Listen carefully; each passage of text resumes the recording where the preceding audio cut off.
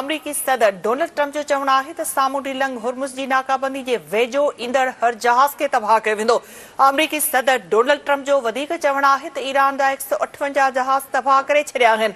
ईरानी बहरिया खे समुंड में गर्क करे छॾियो, संदसि नंढियुनि ॿेड़ियुनि खे ख़तरो नथा सम्झूं।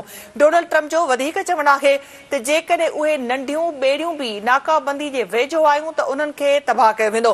डोनाल्ड ट्रंप जो चवणु आहे त समुंड में मंशियात जी स्मगलिंग ख़िलाफ़ बि सख़्त कार्रवाई जारी आहे। अहम ख़बर नाज़रीन अवां सां शेयर कयूं पिया। अमरीकी सदर डोनाल्ड ट्रंप जो चवणु आहे त सामूंडी लंघ हुर्मुज़ जी नाकाबंदी जे वेझो ईंदड़ हर जहाज़ खे तबाह कयो वेंदो। अमरीकी सदर डोनाल्ड ट्रंप जो चवणु आहे त ईरान जा 158 जहाज़ तबाह करे छॾिया आहिनि। ईरानी बहरिया खे समुंड में गर्क करे छॾियो, संदसि नंढियुनि ॿेड़ियुनि खे ख़तरो नथा सम्झनि।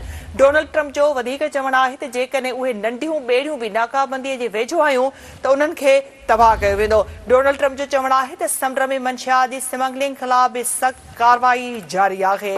अमरीकी सदर डोनाल्ड ट्रंप जो चवणु आहे त सामूंडी लंघ हुर्मुज़ जी नाकाबंदीअ जे वेझो ईंदड़ हर जहाज़ खे तबाह कयो वेंदो। अमरीकी सदर डोनाल्ड ट्रंप जो चवणु आहे त ईरान जा 158 जहाज़ तबाह करे छॾिया आहिनि। ईरानी बहरिया खे समुंड में गर्क करे छॾियो, संदसि नंढियुनि ॿेड़ियुनि खे ख़तरो नथा सम्झनि। डोनाल्ड ट्रंप जो चवणु आहे त जेकॾहिं उहे नंढियूं ॿेड़ियूं बि नाकाबंदीअ जे वेझो आयूं त उन्हनि खे तबाह कयो वेंदो।